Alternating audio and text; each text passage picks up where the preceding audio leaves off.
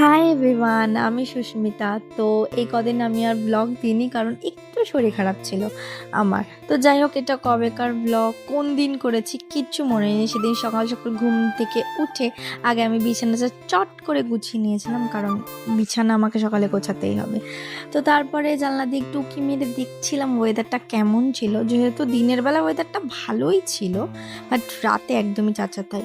তো এখন এই তো আমি ঘুম থেকে উঠে পড়েছি, আর এখন আমি যাব স্নান করতে, কারণ আমাকে কাজে যেতে হবে। তো তারপরে এই তো স্নান করে রেডি ফেডি হয়ে চলে এসেছি, আর আমার খাওয়া দাওয়া চুল বাঁধা সব কিছু কমপ্লিট হয়ে গেছে, সব কিছু গুছিয়েও নিয়েছি। এবার বেরিয়ে পড়বো গন্তব্যে যাওয়ার জন্য। তো যাই হোক, এখন আমি টোটো গাড়ি করে চলে যাচ্ছি নবদ্বীপের বড়াল ঘাটে, কারণ আমরা ঘাট পার হয়ে যাব। আর সেদিন জানি না, ঠিক মনে নেই কেন ঘাট পার হয়ে গেছিলাম, অন্য সময় বাসেই যাই, বাট সেদিনকে ঘাট পার হয়ে গেছিলাম। আই থিঙ্ক বাস চলছিল না। তো যাই হোক, তারপরে আবার ঘাট পেরিয়ে টোটো ধরে নিয়েছিলাম, টোটো ধরে একদম চলে গেছিলাম আমার নার্সিং হোমের সামনে, যেখানে আমি কাজ করি। আর এই যে একটু ঢংচং করতে করতে যাচ্ছিলাম, মানে ভিডিও ক্লিপ নিতে নিতে যাচ্ছিলাম। আর এটা হচ্ছে আমাদের নার্সিং হোমের ওই রাস্তাটা, ওই গলিটা দিয়ে যাচ্ছিলাম। আর এই যে পুরো ওই রোডের ওপরে এই রাস্তাটা।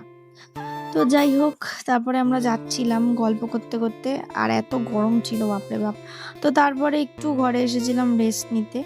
আর এটা তখনকার ক্লিপ নিয়ে যখন খেতে এসেছিলাম।